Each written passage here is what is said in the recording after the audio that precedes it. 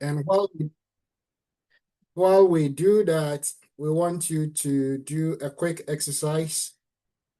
Tell us in one simple word or few words in the chat what your expectations are for today's webinar. Today, we are going to look at immigration issues. Whether you are F1 submitting or considering an EB1A, an EB2, or whatever the classification is, I believe there is something for you. Whether you have already submitted a petition or you are considering, there is a place for you. At INESTED, our priority is to do the hard work so that you don't reinvent the wheel. So I want to see in the chat your responses. What are you looking forward to? What are you hoping to gain from this meeting? We are grateful to have you join us today. You did not have to join us anyway, but you made the time, and we want to say thank you. And so, in order to serve you better, what are you hoping for? And I believe that our resource person, Dayo, will duly provide the response that you need to help you in your journey. All right. And that will be up in a few minutes. So thank you, Abraham. Ebi. All right. So in 1 minute, tell us what you are looking forward to, what your expectations are for today's webinar.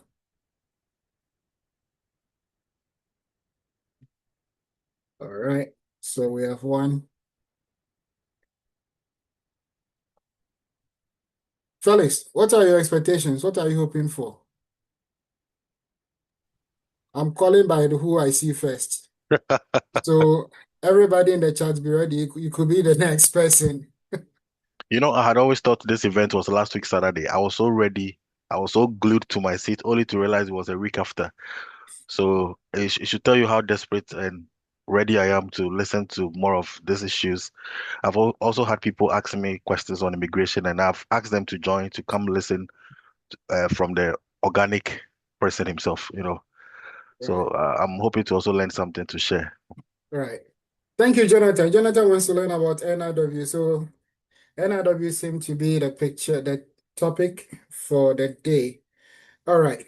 Now, where are you joining us from? We want to know so that we can duly acknowledge you. I got contact from people outside in Nigeria and other places asking when the meeting is going to start. So I believe we have people from all over who are joining us. So in the chat box, put in the chat box where you are joining us from, and we will duly acknowledge you.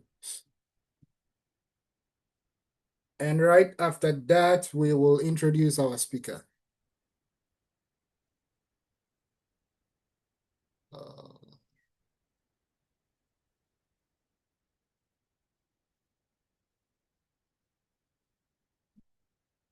Ghana, wow, nice. Evelyn, how is the feeling like after the match? Are people coming out or they are in their hood?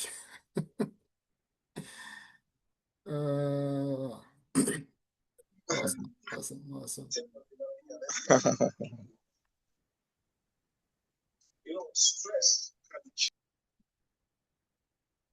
So, colleagues, to help with our recording and make sure we have a consistent conversation during the meeting, we encourage you to keep your microphone mute as much as possible.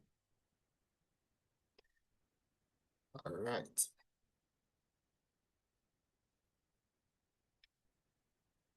So Virginia, New York, also. 2 people from New York.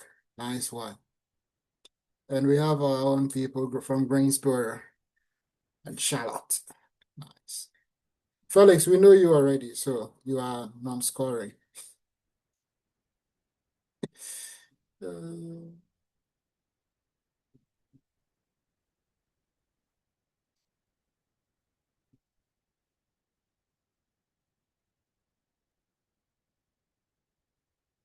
Thank you, Mubarak. Joining all the way from Wa. That's impressive and encouraging. Thank you.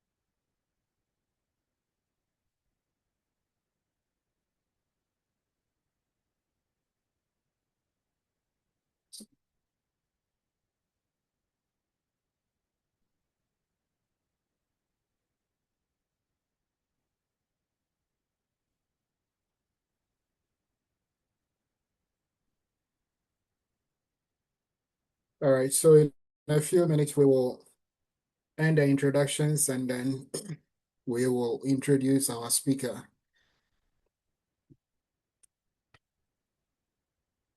Kingston, come on, man.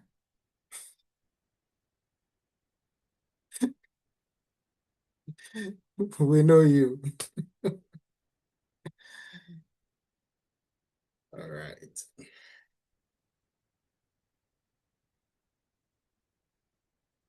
All right, friends. So you may have heard the word knowledge is power. But my understanding of that phrase is that knowledge without associated action leads to very little results. And also, it is not enough to just show up with the knowledge that you have. It has to be backed by action and evidence. And as we saw yesterday in the Ghana versus Colombia match, it is clearly not enough to show up because the Black Stars showed up in the match and they recorded 0 shot on target. I didn't know Colombia even had a goalkeeper until the 89th minute when he caught one ball. You don't want to do that. And so I say this to say that your stay in the US is a gift of time. And every day counts, especially when you are on any kind of visa except the ones that guarantees your stay. So just as we saw the Ghana Black Stars leave the tournament yesterday, what about you? What are you doing to secure your legal and permanent stay in the US? And so at INESTED, our goal is to provide the platform where we bridge the gap between the people who have worked this part and are teaching this part and you who need that information to make that transition.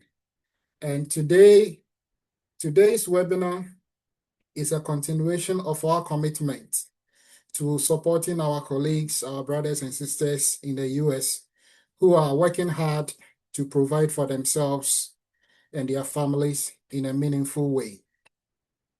And so our speaker today is a person that if we're in Ghana, we'll call 1,000. He is everything and a lot of things. He wears a lot of hats.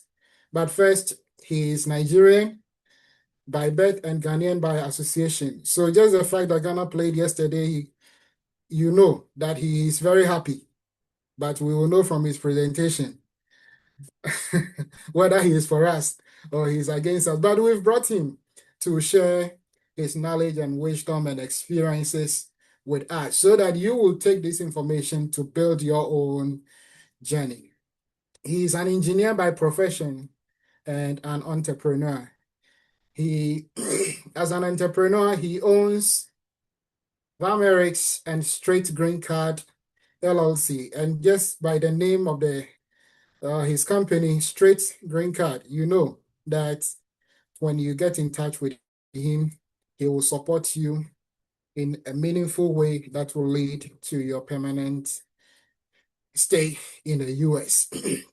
As an immigration consultant, his services include EB1A, EB2, and O1A visa. This does not mean these are the only things he can do, but this is to highlight just the many things that he has been able to do and continue to do. So, my brother Dayo, you are welcome and you have the platform. Thank you so much for joining us. We are happy to have you and ready to listen and learn. Thank you so much, Mr. Gabriel, for that. I really do appreciate that kind introduction. I'm actually too Ghanaian by introduction, by association. My wife actually finished from tech, although we are both Nigerians, but we've been Ghanaianized in a lot of ways. Thank you very much for having me. So today I'm going to talk a little bit about the U.S. immigration, pathway for professionals in and outside the United States. I'm going to focus a lot on how you can take advantage of your CV, and of course how you can access the US immigration pathway, most especially the green card pathway. And of course, right now, if you are not yet qualified, what you can do to make sure that you get to that point. Thank you very much. Really, it's a pleasure speaking in today. So I'm going to be sharing my screen. Please let me know once you can see it. All right. I don't know if my screen can be seen right now. Awesome. Thank you very much. So let me see if I can do like a full screen view, and then we can get started. So, my name is Dayo. I'm the founder of Straight Green Card and Vamerix. Vamerix is more like the parent company. The Straight Green Card does the business immigration side of the immigration process for immigrant professionals and scientists who are trying to get green cards in the US.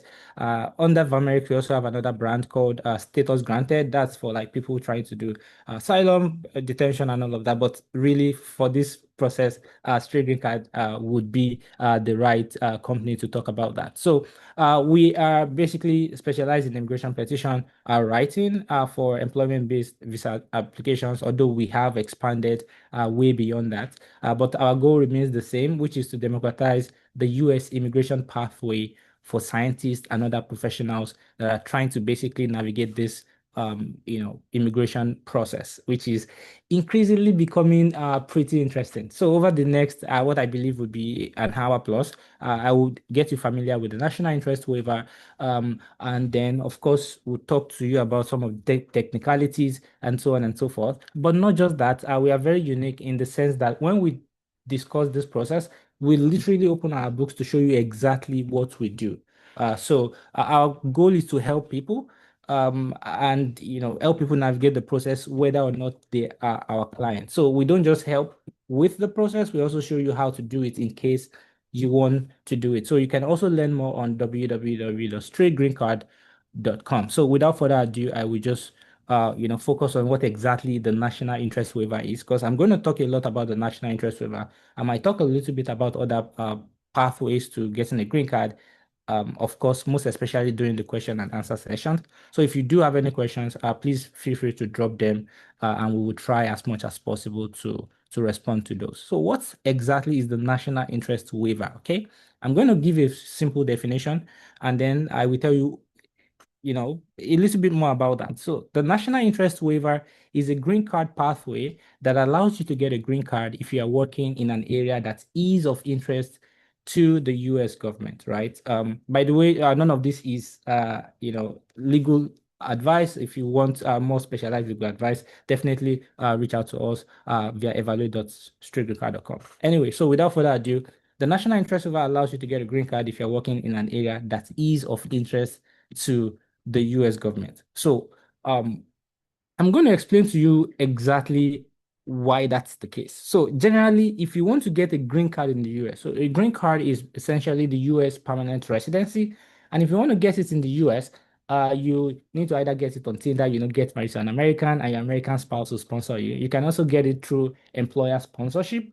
That's how a lot of people get green cards. So an employer would have to show that there is no US citizen that qualifies for that position in that location, then they may be able to get you, the green card through what we call the perm process. The problem with that is that first, employers don't want to go up, don't want to go through it because it's really hard. They have to go into the newspapers, advertise the position, show that every American that applied did not qualify, or that no American applied at all, right? So that process is really tough. Nobody wants to do it. If you've ever tried to apply for a job in the US, you would have to answer a question where you would declare whether or not you need sponsorship now or in the future. So nobody wants to do it. But the national interest waiver basically waives that process. It waives the old PERM process, the labor certification process, if you can just demonstrate that you're working in an area that is of interest to the US government, and of course that you have the capacity to push the area forward. So the national interest waiver basically grants labor certification waiver to professionals who are working in an area that is of benefits to the US government. All right. So why exactly should anyone apply for the national interest waiver? First, because there are layoffs. So the first thing about layoffs is that generally when a company sponsors you and you've not stayed in that company for long, or they just sponsored you, or they are considering sponsoring, and then if that person gets laid off, of course, they not only uh, have they've not only been pushed to a level of financial insecurity, even their immigration will be threatened, right? So you want a situation where no matter how bad things get with your job, your green card is still secure. So if you self-sponsor, then that could be fine, right? And things happen in relationships and stuff like that. And people don't just lose their, fiances and all, they still lose their status in the US. So you don't want to be in that kind of situation.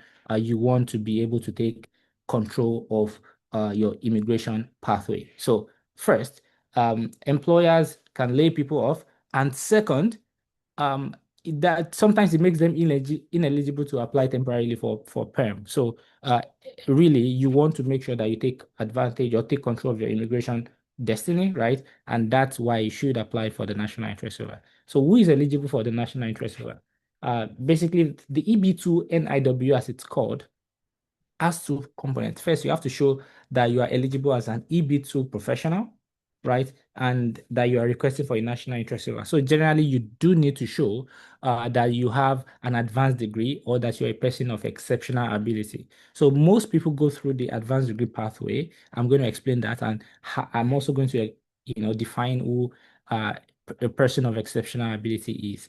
Um, you know, so an advanced degree professional, according to the USCIS, is a person who has completed an advanced degree, like a master's or a PhD degree. But that's not just it. You can have you might not have any of these and still qualify as an advanced degree professional. Okay, so if you have a bachelor's degree plus 5 years of progressive work experience in that field, then you may be able to qualify as somebody who has an advanced degree. Again, like I said, a bachelor's degree plus 5 years of progressive work experience can qualify you as someone who has an advanced degree. Luckily, um, it's not only a person with an advanced degree that would, qualify for the national interest waiver. You can also qualify as a person of exceptional ability. Okay, so a person of exceptional ability is someone with a degree of expertise that is above that which is ordinarily encountered in sciences, arts, or business. So you just want to show that, well, there is a degree of expertise that is normal in this field, but I'm actually better than most of the people, right? You do need to show that you do meet a pretty high bar, with regards to your field. And this is not just arbitrary. You can't just say, well, I'm really good and stuff like that. USCIS has specific things that they look for in these arguments. So the first is that um, you need to show that you have an academic record showing that you have a degree relating to that area of exceptional ability. So first, you want to show that you went to school, right? Um, Again, like not all of these have to be, you don't have to have all of them, but you need to have, and also you don't have to have any one of these things that I'm going to list. You just need to have at least three of them, right? So the first is showing that you have a kind of diploma or certificate from a college, university, school, or other institution of learning related to your area of exceptional ability. The second is letters from your current or former employers documenting at least 10 years of full-time experience in your occupation. The third is a license to practice your profession. The fourth is evidence that you've commanded a salary for services that demonstrate your exceptional ability. Fourth is membership, and so on and so forth. So generally, you want to show that, well, so you don't even need to have gone to school at all. Um, in some cases, right, there are some people who went right from high school and then they went to, they've been working for companies for a while and so forth. So if you have 10 years of full-time experience in that occupation, that could help. If you have a license to practice, if you have commanded a salary, usually high salary, if you have a member in an association, a professional association that could work, and so on and so forth. But what you want to do, and if you've been recognized for your achievements, you have awards and so forth. Um, what you want to do is to not only show that you have these uh you know to show that you have or you meet this criteria. uh n- well, you don't want to only show that you meet the plain language requirements, meaning that you don't just want to show that you meet the letters of the law. You want to show that all of these taken together indicate that you're actually one of the top in your field who has a degree of expertise that is significantly above that which is ordinarily encountered in the field, right? So that being said, now when you qualify as an alien of exceptional ability, then you have to show that you are applying for the national interest waiver. So, qualifying as an alien of exceptional ability is a way of pre-qualifying for the national interest waiver. So you do need to still show uh, not only that you have an advanced degree or that you're a person of exceptional ability, you still need to show that your work is in the interest of the US and you have the capacity to advance that endeavor. So we're going to be looking at the three prongs of the national interest waiver. The first is showing that you have a proposed endeavor, all right, a proposed endeavor like your mission in the US, and that proposed endeavor has substantial merit and national importance. The second is to show that you're well positioned to advance the proposed endeavor. And the third is to show that on balance, it will be in the interest of the US to grant you the waiver of the labor certification process. So I'm going to talk to you about that in a bit. So one of the things that we generally need to do is to show that your proposed endeavor has substantial merit and national importance. The first is to show that it does have some kind of public benefit and aligns with the strategic interests of the US, all right? So you don't just want to use a proposed endeavor statement or a mission statement that is vague or that has nothing to do with the US. It might be a very noble goal to want to eradicate polio, but the fact is that the US has not had any case of polio over the last 50 years, apart from three cases that were imported, right? So if you want to now have a noble goal of really overcoming polio or even some very extreme third world issues, like absolute poverty, starvation, and stuff like that. That might not necessarily be what aligns really with the interest of the US, right? That's up for debate. But anyway, you want to focus on what you're doing and how it intersects really with what the US government is really focused on. So, for example, if you're working on curing cancer, you're like Mami, you're focusing on AI and semiconductor manufacturing on batteries and so on and so forth. You might be there are so many things that you're doing. There's hardly anything that is out of the interest of the US, but you need to coin it. But of course, you need to be also very realistic about some issues that are unique to your country. For example, malaria, that might not necessarily be the biggest issue in the US. So first, focus on a proposed endeavor that has substantial merit and national importance and show that you're well positioned to advance the proposed endeavor. But before I go into that, I'm going to talk to you about crafting your statement of proposed endeavor. So, in fact, this I would believe that it could be better, right? You don't just want to say my proposed endeavor is in the area of recycling or cancer research or crop breeding. You want to get a bit more specific.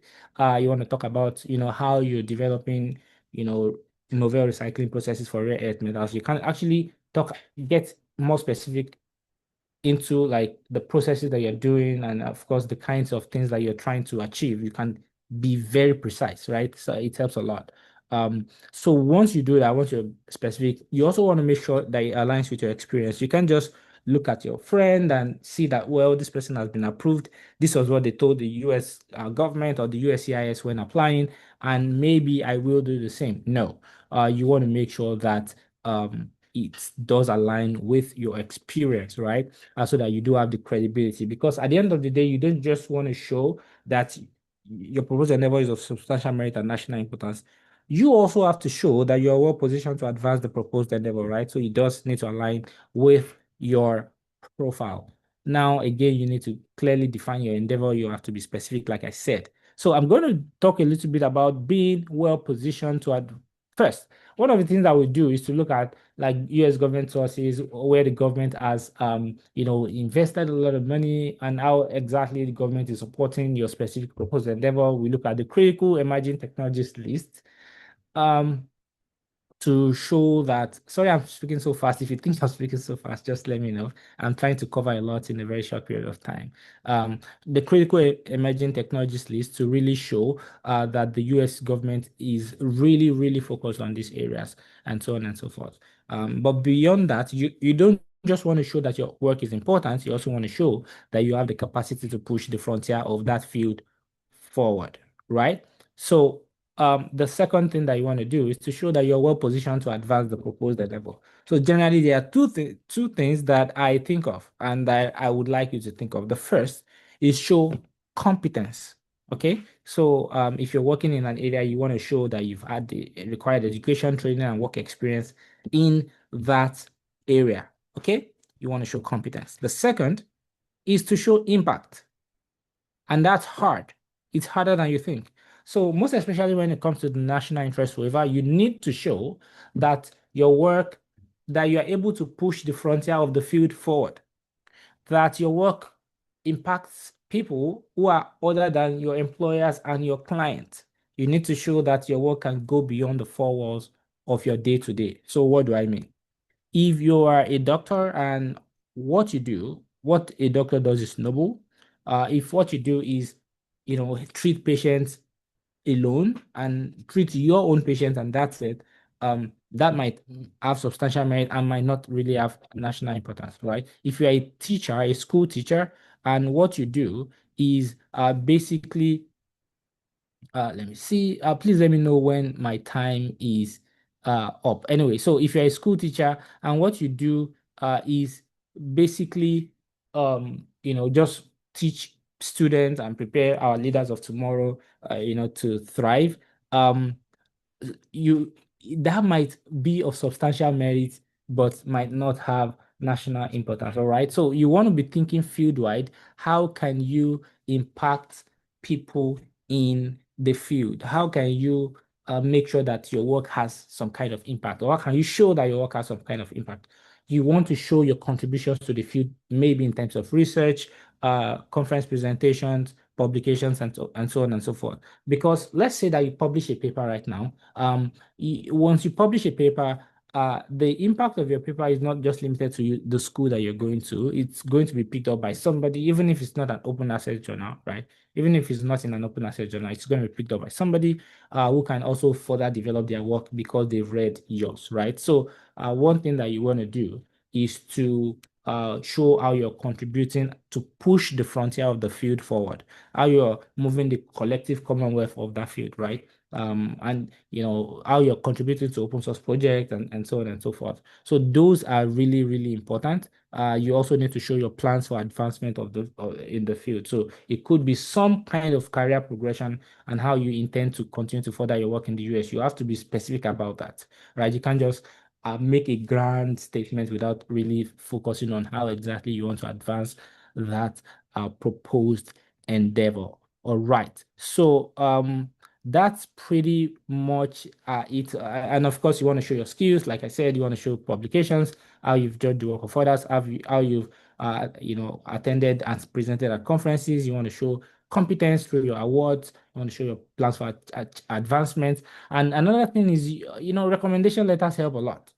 Okay, so if you're somebody who doesn't connect with people right now, you want to start to like talk to people, even within the INESTED community, talk to other researchers and all of that, and develop a relationship. It helps a lot. When you're trying to apply for these things, you can get letters of recommendation from experts in or around the field who think highly of your work or who think that your work is going to be the next big thing, right? So these are some of the things that you would do. So of course show the professional organizations you belong to, most especially if they are in or around the field and it furthers your proposed endeavor. All right. So I'm going to talk a little bit more about proving that on balance it will benefit the US to grant you the waiver of the labor certification process. So when you've shown that your work is of national importance and of substantial merit, and then you show that you are the right person to advance the proposed endeavor, um, you've done most of the work. So the next thing is to show that waiving the labor certification process is going to help the US. So let me explain why exactly we have the labor certification process. Like I told you, that the labor certification process is there to, for the labor certification process, you have to show that there is no US citizen that qualifies for that position in that location. That process is there um, to safeguard the job security of Americans. All right. So what you want to do is basically telling them that this stuff that safeguards their job security, you want to remove it and still keep them safe. Does that make sense? So it's more like telling somebody, I say this all the time, it's more like telling somebody that they should take off their bulletproof vests and they would be safer because of that. Do you get what I'm saying? So you need to make some arguments, for example, that I'm actually not going to steal your jobs. My proposed endeavor is going to provide lots of jobs, right? Or we shouldn't even be thinking about jobs right now when people are dying. For example, you might say, I'm actually working on a very impressive cancer uh, therapeutics, whatever, right? And if you don't give me the national interest waiver, my green card process, or even the kind of research benefits that I enjoy that would allow me to advance my work would take forever. I won't be able to access that research benefits because my green card process realistically is going to take forever. Give me the national interest waiver so that I can access all of these opportunities yesterday and get my work going because people will die if I don't get this thing done, right? So you can argue about like the national security. You can talk about the fact that, for example, in 2020, when people were dying of COVID, lots of scientists were saying, um, you shouldn't make me go through this process. People would have died. We should not even be talking about jobs right now when people are dying. It's urgent. Grant me the national interest waiver, right? So you definitely want to demonstrate the negative consequences of requiring a labor certification in your case. And when you're done, this is like pretty much like what we accommodate, like the kinds of arguments that we make during when talking about the national interest waiver. I do have a few minutes, so I will just maybe go through some FAQs and more than happy to respond to questions afterwards. So let me see if I have some FAQs here. So these are some of the questions that people typically ask. The first is, I'm aware that individuals in STEM fields often apply for the EB2 national interest waiver. How likely is my application to succeed if I am not from a STEM background? That's a good question. So a lot of people, um, most people that actually come to us as STEM individuals are for two reasons. First, I don't know if this statistics is correct, but a majority of international students in the US are STEM individuals. And of course, the US obviously has a bias towards STEM individuals. But even for non-STEM people, most especially if you can show that your work is impactful, then and you can show how it aligns with the interest of the US, then of course you may be able to get the national interest award. For some people, they are focusing on like the intersection between their work is in linguistics, pure linguistics. They are focusing on how they train large language models to become more human, something like that, right? And how these particular AI, how these LLMs can or has transformed the US economy and so on and so forth, right? So, you don't have to be a STEM person to make advancements even in the STEM area. So one of the things that we generally do is to like STEMify the endeavor. We look at the intersection between what you're doing and the STEM endeavor that US cares about. But there are so many ways of being able to get it, even as a non-STEM person. Do I have to have published works or contribute to projects in order to boost my chances? Um, the answer is you don't have to have published works in order to get approved, but it does help when you can show that you're contributing to an area and you're pushing the frontier of the field forward. Because for most people, the hardest part of the national interest waiver is showing that your work transcends your day-to-day and does really impact the entirety of the field. How many recommendation letters should I have? Also, is having independent recommenders compulsory? Generally we use about 5 to 7, and the reason why we do that is because that's enough to really capture a lot of your experiences. And if it's getting too much, say like 9, it becomes very repetitive.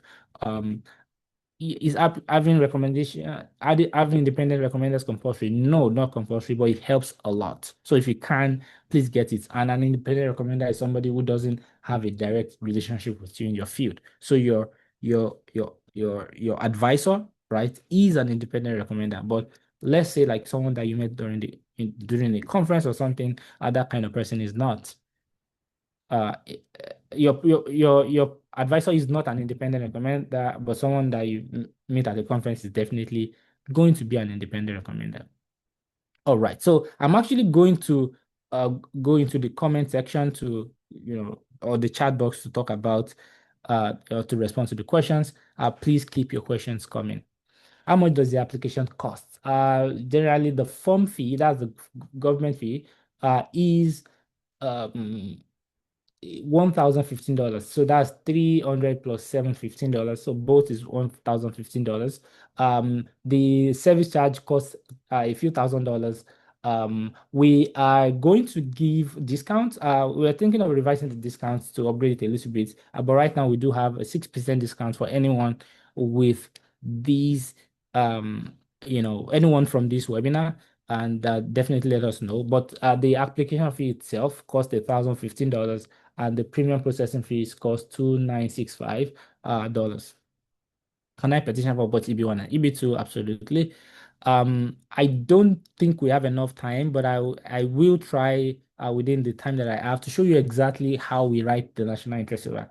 It will be very, very difficult to show that within 5 minutes, but I'm going to do my best. Okay, so keep the questions coming, and I will try as much as possible. Okay. All right. So yeah, this is an actual petition that was submitted about 3 years ago. I think this is well, yeah, about 3 years ago. A few things have changed. I'm going to talk to you about like what has changed and how we would approach this. You know, in recent times and so on and so on and so forth. But overall, this still help like it's still good and shows how we think about the process. So basically, this person is applying for this person is an advanced degree professional requesting for a national interest waiver. They have an advanced degree. Their proposed endeavor is of substantial merit and national importance. So those are the kind of things that they're telling the USCIS, and they're well positioned to advance the proposed endeavor and so forth. So in this case, this person's work is to develop climate smart soil fertilization strategies to address the challenges of food security and climate change and so on and so forth. And then they immediately talk about how it's important to the US, how it aligns with the interests of the US, and of course, that it does not only benefit the US, but it's a global endeavor, right? So they now talk about the fact that they're well positioned to advance the endeavor. They talk about the kinds of, the experiences that they have, not just that, the skill sets that they have, and a track record in research. That helps a lot, right? Practical roles in US government projects, it depends on whether or not you've done this. Just throw in stuff that show that you have the capacity and so on and so forth. Another thing that we generally do is we don't just, this is going to be a very interesting next page. We don't just like submit written letters of recommendation. We don't just submit this petition. It's also going to be accompanied by actual evidence, letters of recommendation, government articles showing benefit of the research, your CV, and so on and so forth. And then it's good. It's usually a bulky application, right? So one of the things that we do, of course, is to like make it easy to navigate, and it's actually like a paper submission, which is usually bulky, like you said, like you saw in the previous page. So definitely show the school that you've gone to. You can talk a little bit about your school, but it's not important. You just need to show that you qualify as someone who has an advanced degree. The first is another thing that you want to do is to show that you have the your proposed endeavor has both substantial merit and national importance, right? Dayo, before you continue, let me say that in 3 minutes you can wrap up and then we will take the questions. And between the time when we take the questions, we will pause for a brief announcement from INESTED while colleagues prepare their questions and you also jot down your responses. Thank you. All right, thank you so much for that. Definitely looking to wrap this up in 2 minutes. So, yes, definitely want to show how your work is very important to the US. Show that it has substantial merit and aligns with the interests of the US. You want to show a lot of quotes from experts in the field. You also want to obtain letters of recommendation to show that your work is really important, right? But not just that. You also need to show how you have the capacity to advance the proposed endeavor and so on and so forth. So yeah, that's basically all the kinds of arguments that we make in this petition. But this is basically I don't know, 48 page petition or 47 page petition. It is backed by loads and loads and loads of exhibits. Um, so yeah, if you have any questions, I'm more than happy to talk about it. it will be really difficult for me to go into details with the amount of time that we have. I hope you've got value. More than happy to take your questions. Thank you so much for having me. Absolutely valuable, Dayo. Thank you so. We cannot thank you enough for the comprehensive overview you've given us on what to do and how to do it the best way. Thank you. Colleagues, we will take questions, but before that, we'll have a presentation from INESTED by Emmanuel Asiedu. And while the presentation is going on, you want to take a minute to either open your mic and then ask your questions. Please, when you are doing that, keep it brief and straight to the point. No narratives, just go straight to the point so that we can take multiple colleagues as much as possible. And then you can also use the chat box to put your thoughts in there and we'll do well to respond to them. All right, Ima. Yeah, so while Ima is getting the slides ready, I briefly want to talk about INESTED. So this event, as you see, was brought to you by INESTED. So basically what we do is we try to connect students all over the world with professors, mostly in the US. And some way, somehow, we're able to connect students as well with industry mentors.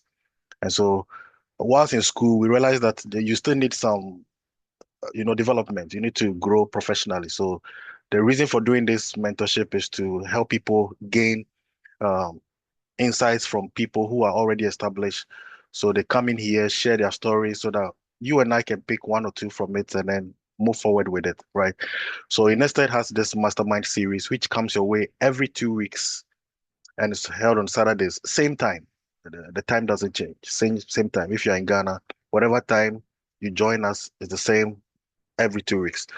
Aside the mastermind series, we also have the masterclass series that is also about starting shortly, where you can just get on INESTED website and then subscribe to videos that are uploaded. So for instance, if you want to learn how to publish a paper, you want to learn how to write a review, you just go on INESTED. We have videos uploaded. You just subscribe and you have all these videos to yourself.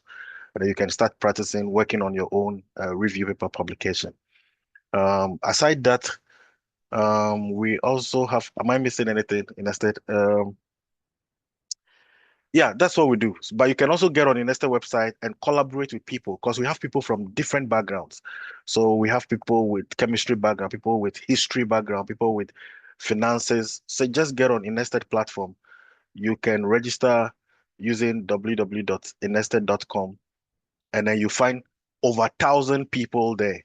So you can look out for the profiles of people, um, uh, check their affiliations, as in what their interest is, then their um, field of study, and then you can collaborate with these people and also come up with some good publications for yourself. So there are so many things you can do. You can also find scholarships on the Nested platform. Okay, you can. And then if you want us to also guide you in your applications to schools, we do that as well. We used to do that for free, but now we realize we are no more charity organization. So we have started charging something little, something little. We can, even with that, you can still negotiate on that. So this is INESTED, and always you are welcome. Feel free to reach us if you have any question, and we'll be so happy to respond to you. Next week will be coming your next 2 weeks will be coming your way. You see, we don't want the masterclass series to be one-sided, like full of people from academia. That's why we brought Dayo today. We wanted to neutralize the whole process. So after Dayo, we are bringing people with talent, like people in the entertainment industry, to also share their story. So 2 weeks from now, we'll be looking at Joseph Appiah, popularly called Philaman. So you can Google his name, Philaman. He now lives in the US, so he's going to share with us how he started off as a Kumewood actor, how he got popular in Ghana, and eventually led him to be in the US today. So he'll be with us the next 2 weeks. Do join us. Invite others to also enjoy these freebies, because this time to come, you might be paying to access all these things. So for now, we're giving it to you for free. So take advantage and invite others to also benefit. I think that should be all from INESTED today. MC, you can take over.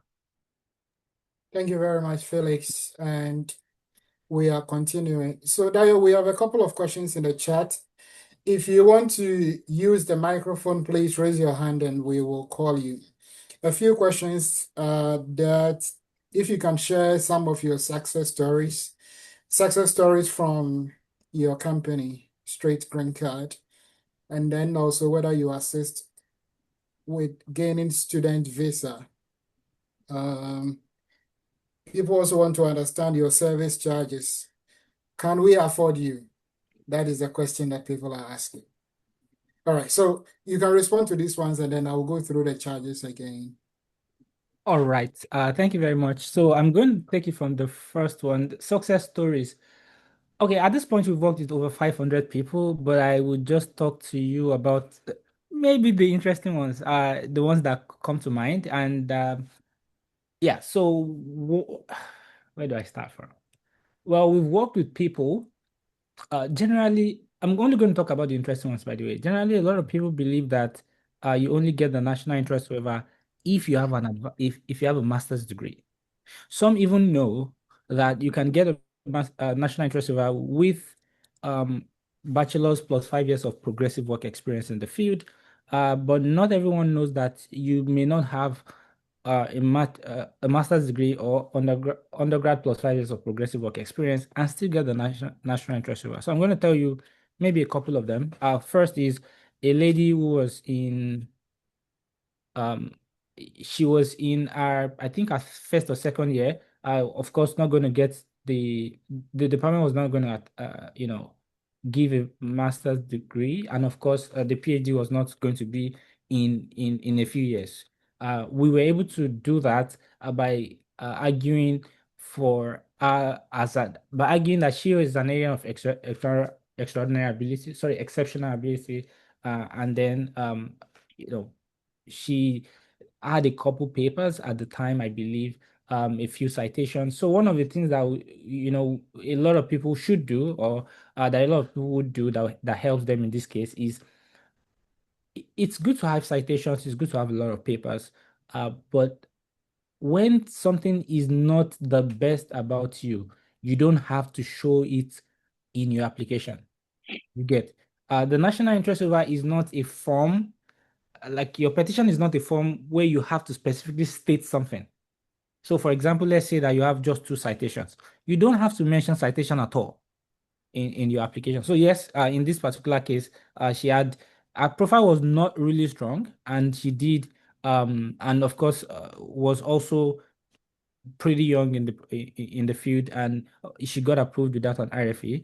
I'm only going to be talking about interesting stories. There's another client who was going to exhaust his STEM OPT. There was no, um, there was no other opportunity for him because, of course, he had used this OPT and STEM OPT, and the employer was not going to sponsor. Was thinking of going back to school to maybe do day one CPT. We're able to look at things weeks before, tell him to start looking for opportunities to judge the work of others. He was able to get submitted. He was able to get approved in 9 days, and now he can stay in the US indefinitely on an O1 visa, right? So you get approved for 3 years and then you can renew it indefinitely.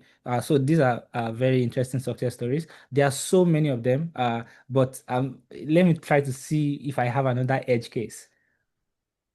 All right. So there's this story of another person who, uh, you know, just got approved. And of course, there was this ban on Nigerians and all of that. The employer was not going to sponsor. They were going to maybe go back to school or try an O1.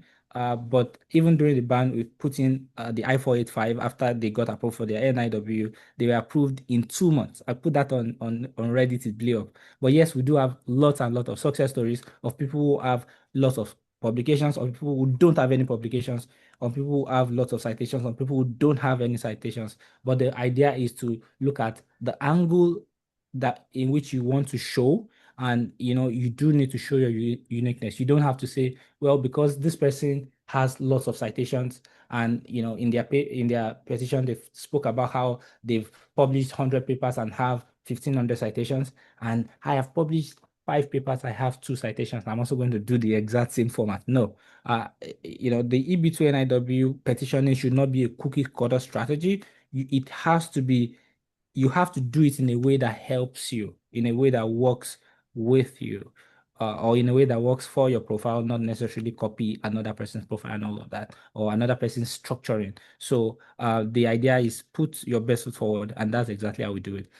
So yeah, I've lost track of the other questions, but please, if you don't mind, letting me know the ones that I've not responded to. One that is very important to us is whether we can pay you. You know, we are students and broke as we are. All right. So, yeah. Thank you very much. So one thing that I want to recognize is that I don't necessarily think it's cheap enough. I mean, we could do better if we try. And that's exactly why we are thinking of upgrading our discount from 6%, but I don't know exactly what the numbers would look like yet. But one thing that we do, our charge for EB2 NIW is 5,000. But one thing that we do is we allow you to pay in multiple installments, so that it doesn't necessarily become very prohibitive at the end of the day. So I think I've answered that question. But of course, you can get discounts once you let us know that you're from INESTED. I will probably share uh, the link, the registration link for INESTED specifically after the fact, so that you can get your own specific discount for that. But yeah, that's pretty much. I hope I've answered your question. Yes, thank you very much. So, colleagues, because you attended today's session, you have access to 6% discounts for patronizing the services, and then also you have free consultations. So reach out, go to evaluatestraightgreencard.com and start your free consultation request. Derek, your hand was up. Can you tell us what's on your mind?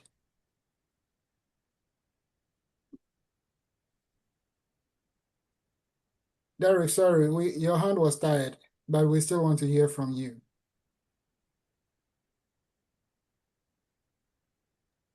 Well, while he's Okay. prepping, I have a question for Dayo. Have there been any failures so far, and how have you responded to that? What was your reaction?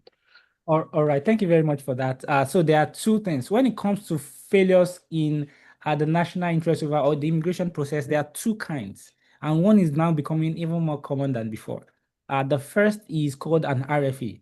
It's called a request for evidence. So what that means is that you send in your application and you don't get a straight approval. You get a scare, a document that tells you all the reasons why they don't want to approve you. Okay. But that's not the final action. The final action is either an approval or a denial. So the first action, which is an RFE, definitely you want to go through the document and basically see exactly what they're asking for. And, you know, you want to explain and tell them and respond to what they're saying, but it's called a request for evidence. It's not a request for explanation. So the first thing that you want to do is to get more evidence and restate what you stated in your petition, or even make further clarifications and so on and so forth, and hopefully that works. But sometimes, we worked with more than 500 people at this point. I remember the first denial that we had. Sometimes at the end of the day, you do your best. It doesn't even seem as if the adjudicator reads it. Sometimes you submit your application as a cancer biologist, and they respond that your work as a bartender is not of national importance. Right? You're like wondering, I'm not a bartender and all of that. So in that case, if the denial is ridiculous, if what's on that document is ridiculous, it could be advised that you should go through a motion to reopen, so you can reopen the case and all of that. And sometimes it is so vague and it is at the discretion of the officer, and in that case, you might just want to refile. So yes, hopefully I've answered your question. Thank you very much. We have 3 minutes. And so one question that I would like to touch on is, what if after school I pursue a different career? How do I align that with my proposed endeavor? All right, thank you very much. That's a very, very, very brilliant question. So, if after school you pursue a completely different career, okay. So there are two kinds of things. The first is to see how you can merge them together. So, for example, let's say that you were working as a scientist, you were doing like large language models and all of that or whatever, and now you completely change. You've seen the light, and you want to you ventured into music. All right. Your proposed endeavor can be at the intersection between artificial intelligence and music. How you can, help AI become a better composer or whatever. That's also, in fact, it makes you even more qualified to advance the proposed endeavor than someone in just music and someone in computer science, right? So there are always ways to merge stuff together. Let's say, for example, you've left medicine after having graduated, and now you're teaching. You can focus on how to develop better pedagogical tools for medical education. So there are quite a number of ways. You generally want to always find the intersection. Um, there are some people that leave cybersecurity and become nurses because it's easier to, get green cards through nursing. There might be some kind of an intersection there, but always think of intersections. There are ways. I myself, I went to undergrad as, I did chemistry, I went to China, did soil science, came to the US, did environmental engineering. Do you get? And the argument in my own application was to show that all of these experiences uniquely positions me to be able to advance this proposed endeavor because my interdisciplinary experience give me a very unique insight. So there are many, many ways in which you can bring all of this together to show that you are actually more qualified than most people. Thank you very much.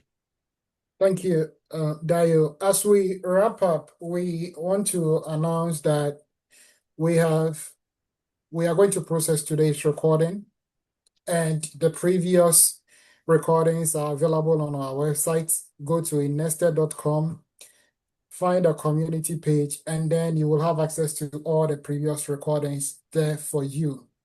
Now, Dayo, as we wrap up, what is your one thing that you would say we should walk away with? If we don't remember anything at all, what will be your one word for us before we go? Maybe not a word. Mhm. I'm going to leave two things, and there will be two different thoughts, two different lines of thought. The first is that your experiences at this moment can open you up to a lot of opportunities right now. The current experiences that you have right now can open you up to a lot of opportunities. So there are some things that you've been doing because you're just passionate about it. It can literally give you a green card and settle you in the US. So that's that part. The second is, okay, I'm not going to be religious about it, but your association matters a lot. All right. Uh, it matters a whole lot. The kind of community that you have, the kind of information that you have can change everything about you. And that's why I think that INESTED is very important. You want to be in an association of people who are trying to better themselves, who are trying to provide enough information and enough resources. There is no way you can lose. No way. Yeah, I always talk about, okay, it's history, right? Uh, there was this man, is also recorded in the Bible. There was this man, his name was Saul. They said when he was among the prophets, he prophesied. There is a way in which you being among a particular, you know, community of scholars, of people who are trying to better themselves, there's a way it just helps you. So I think that association is very important. You can't overstate the importance. Thank you so much for having me. Thank you very much. We are still getting questions, and so what we'll do is we'll stay in the meeting for a couple more minutes, 5 to 10 minutes, to take additional questions as they come, and then we will close. Yeah, I do have a question really quick. Have there been a rejection because of an excessive use of AI? I don't know what you mean by excessive use of AI, but there could be rejections when there is all argument and no evidence. You know what I mean? And so if someone believes that, oh, I just want to use AI and just argue and argue and argue, and the evidence are really not there to back it up, I think that there could be a rejection. But to say that the rejection was done specifically because the person detected AI in the application, I wouldn't know, but I also think that there's a way, and obviously a high rating content can put people off. But I don't necessarily think that first it's not legal to deny a petition because you believe the person used AI. It's very illegal. It's not illegal. Do you understand? And if anybody has done that, they would not let you know that they are denying you because they used AI. But one thing about AI is AI might help you like organize your words properly. but at the end of the day, it doesn't give you the evidence that you need to pull out from your own profile. Do you get what I'm saying? So hopefully I've been able to answer that. Leo. Yeah. Make sure you exhaust the questions in the chat. Yeah, I'm going over them. We've done the charges, we've done the career chart part. Well, while you're looking through Rejection the, have been addressed. Can I ask a question? Yeah, yes, absolutely. Yes, feel free, sir. Yeah. So there's this. I know someone who would be interested in doing the NIW, but he doesn't have any like research, publications at all, and there's so much stress on you having, let's say, publication to be able to get approval. How can he? I mean, with just let's say a master's and science background, like what are his strengths? All right, thank you very much. So the thing about publications is that it helps you to show that your work, that you are pushing the frontier of the field forward. It helps you to show that you're contributing to the field. If you're not a researcher, you don't have to have publication. It just helps. But if you don't have publications, you need to still show how you're pushing the frontier of the field forward. Are you a software engineer that is contributing to open source projects? Have you written white papers? Have you attended conferences? Have you organized or competed in hackathons? Have you contributed to some kind of software development that just has massive impact? So those are the kind of things that you want to think about. That's why I said that you need to think of it in two ways. The first is competence.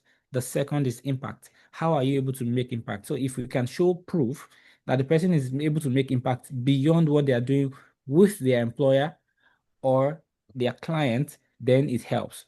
But if all we can do is to show how the person is a very good person or how they are really, really good at what they do, it might not necessarily help. We need to show impact. How are you impacting your field beyond what you're doing for your employers and your clients?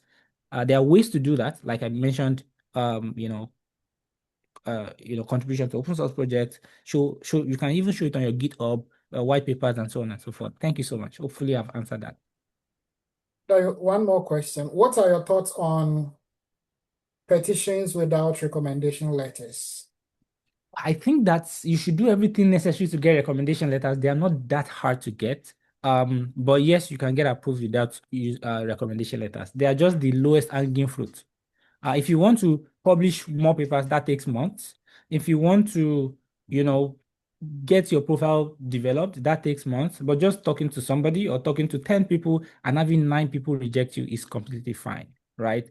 So I would say maybe you are also not doing it right. Maybe you want to prepare a draft that helps, that speaks to your proposal endeavor, that's even better. And then you send that to whoever and tell them, I actually would prefer that you help me with this process. If it helps a lot, if it helps at all, I have a draft that can guide you about this process. You can review, edit, use it however you want, or you decide not to. Even if they decide not to, the fact that they've seen the draft helps.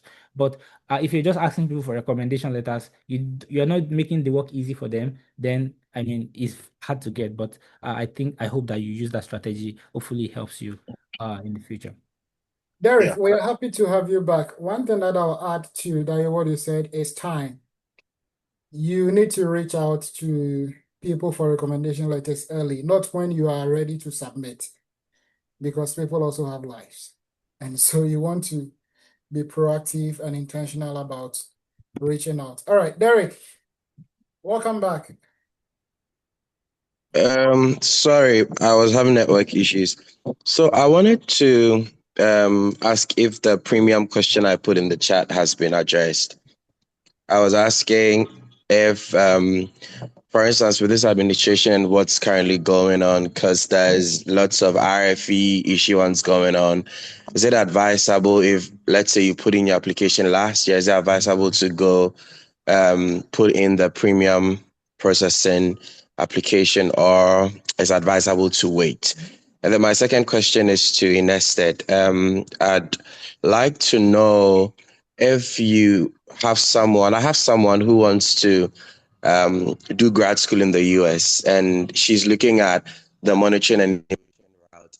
There are some, schools that do offer full funding or partial funding. What are like some of the programs to look out for during application? I think those are my questions for now. Derek, did you say monitoring and evaluation programs? Yeah. Let that person connect with Janet Aragundade. She's in a meeting. Janet followed up with a question on yes. Janet, I'm putting you on the spot, eh? Okay. So connect with Janet, and maybe Janet she will can. address. Should I? I'm putting my number in the chat session so that probably she can reach out to me and put my number there. Well, connect with her while we are still in the meeting, and then you take it from there. Okay. All right, Dayo, over to you. All right, so I think you spoke about premium processing for national interest waiver. Premium processing basically is what we call, well, it's called premium processing, but it's basically expedited processing. If you want to get your results quickly, for EB1, it's 15 working days. For EB2, it's 45 working days. The good thing about premium processing, of course, it makes things fast. The bad thing about processing is that it's expensive. And right now, there is a theory, which I think I support, that might actually trigger an RFE. The problem about the premium processing right now is that we don't have much of a choice. Okay, so you can apply for an application in 2024 January, and get an RFE in May 2026. This is actually a real scenario that I'm telling you about. Do you get what I'm saying? So Yeah. it's in that case, this is a real case, okay? And the person would wish 10 times over that they've done premium processing and achieved whatever result that they were trying to achieve. So that's number one. Number two, the priorities of the government in 2024, January, has changed from the current government in 2020, 6. So you're talking about DEI or climate change or something like that, right? Look at the petition I just shared. It talks a lot about the priorities of the Biden-Harris administration. Imagine that it is being read now. So the reasons why, you might think of something like I've already done this. I'm already waiting. You might think of stuff like that, but premium processing gives closure. All right, even barring the risk, it does give closure. And most of the approvals that I've shared with you have been through premium processing because most people now have to do premium processing. There's now a way in which you can just submit your application and upgrade to premium later. Okay. One thing that we still try to avoid or tell people to avoid or whatever, just indicate that people avoid is during New Year, like a year is changing, everybody wants to submit at the same time, or during an administration is changing, or there is, now the NIW is current. Right at that time, when all of these new changes are happening, there's usually an influx of people who want to get approved now, now, now. So there's usually more, premium processing. You might want to avoid those times. You might submit as early as possible, and then of course upgrade to premium later. The current climate is not necessarily friendly, but you still need to get you have to go through USCIS to get your green card, unfortunately. So you just want to find a way to be smart about it. Okay, so aside the time where people are bringing in the applications, which times do you think are the times where I wouldn't say safe because it's USCIS, you can never predict, but which period will you consider like an okay period to do a premium processing? Every other time apart from the ones I've mentioned, every other time apart from like the beginning of the new year, the end of the whole year, election time, not midterm election. I'm talking about like people trying to, get approved before Trump, that kind of stuff that makes. Okay. Okay. And then of course, the beginning, let's say for example, that everybody realized that EB2 is now current, they can apply for a green card immediately and get it quickly. Yeah. Or the close. Okay. Everybody Like realizing that October. no, let's say that next month they just retrogress the EB2 calendar. Everybody will do it immediately. Do you get what I'm saying? Like people force it Yeah. come and all of that immediately because the calendar has now retrogressed. Like those news that move people's hands, just try to avoid that and just Okay. play safe and all of that. So right now, they just lifted the ban for 39 countries within the US and stuff like that. And everybody's now doing premium. So you might want to Yeah. check next 3 weeks. Just avoid news, all right? Just do Okay. like the cool, calm, and the regular stuff. Okay, sure. Thank you. No problem. All right. Dayo, you have done a yeoman's job. You correctly digested all our questions, gave us credible, reliable, and timely information that will help with our processes. Our prayer and hope is that in a few weeks to a few months, we'll start getting testimonies from today's session and all the other sessions that we have had. We want to thank you for your time. We want to thank you for coming. We really appreciate your insight and your honesty, the way you give us the information from an experience-based perspective. That is rare, We have people who know what is, and those who have gone through it. They say, follow who know road. I think you are the road. So thank you for coming and sharing with us. Colleagues, we want to also thank you so much. You stayed with us and spent your holiday with us. Happy anniversary. And we wish you all the best. We have our next program coming up in a few weeks' time. Next 2 weeks, we are meeting on the 18th. Please help us share this information. If you have benefited from today's session and the previous sessions that we've had, necessity is laid on you to help other people also receive the information. So please help us share the information, the flyer. If you have any questions, reach out to any of us and we'll be sure to respond to them. The conversation shouldn't stop with today's session. Let us stay in touch, stay safe, and stay out of trouble. See you again in 2 weeks. Bye-bye. Yeah. Thank you very much, Dr. Kenny. Sure. Bye, sir. Eva, do you have something else for us? No, that's pretty much it from me. It was an absolute pleasure being here today. Have a wonderful. Absolutely. Yeah, thank you Absolutely. very much. Thank you very much, our Associate Ghanaian. But Dayo, I think you look better in person in terms of the virtual image than the flyer. He's gone. Oh, Okay. can be better. I wanted to ask him if there's anybody he's done this for free, like he's been touched to do it for somebody for free, and then let me know what he said. But Yeah, he's gone. He's gone. He's gone. all right, Charlie, thanks for your weekend. Thank you. Thank you. Talk Thank you. later. Thank you. Gabi, thank you very much. Absolutely. Yeah, thank you. My pleasure. Thank you to, please thank the leadership on my behalf. Why? We should be thanking you. Thank you. Dr. Felix, please, how do I get in touch with Janet? Thank you. Sir, The contact is on the. I think she dropped the contact somewhere. The chat, yeah. Yeah, it's in the chat. If you can grab it quick before. All right, I'll do that. Thank you. if you are in Africa and you want to know about evaluation programs in Africa, then you want to talk to me. No, I'm in US. Thank you. Okay, you can still talk to me. So you can, if you don't get to Janet, just talk to me. Reach out and then I'll Awesome. connect you. Yeah, I'll do that. Thank you. I appreciate that. very well. Yeah, thank you, Gabriel. Thank you, Senior. You should have you. Hey, the senior Felix, yeah. I don't know what for the internet, so I don't know who's here. Hey.